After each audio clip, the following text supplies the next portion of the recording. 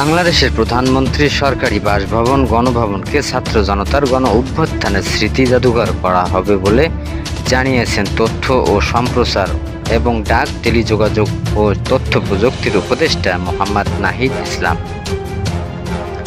শনিবার ৭ সেপ্টেম্বর সকালে গণভবন পরিদর্শন শেষে সাংবাদিকদের এ কথা বলেন তিনি।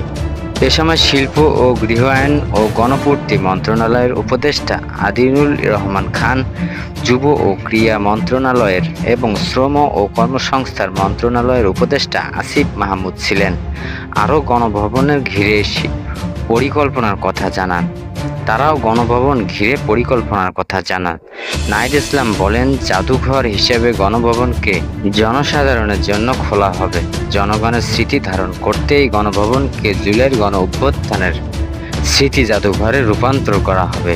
সারা দেশের বিভিন্ন স্থানে হামলা ও সহিংসতা সহ নানা ঘটনার প্রসঙ্গ করা এক প্রশ্নের জবাবে উপদেষ্টা আদিলুর রহমান বলেন, এ ধরনের ঘটনা যেন না ঘটে সে উদ্যোগ নিচ্ছি। এটা যে গ্রহণযোগ্য নয় তা আমরা শুরু থেকেই বলেছি। বৃহস্পতিবার ৫ সেপ্টেম্বর অন্তর্বর্তী সরকারের উপদেষ্টা পরিষদের বৈঠকে গণভবনকে জুলাই গণ অভ্যুত্থানে স্মৃতি জাদুঘর করার সিদ্ধান্ত নেওয়া হয়। বৈঠকের পর সন্ধ্যায় ফরেন সার্ভিস একাডেমিতে আয়োজিত সংবাদ সম্মেলনে উপদেষ্টা আসিফ মাহমুদ বলেছিলেন, গণভবনের ফ্যাসিবাদী সময়ের অত্যাচারের যে স্মৃতি এবং আমাদের শহীদদের স্মৃতি কিভাবে সংরক্ষিত করে একটি সুন্দর জাদুঘর করা যায়, এই বিষয়ে খুব দ্রুত দৃশ্যমান পদক্ষেপ নেওয়া হবে।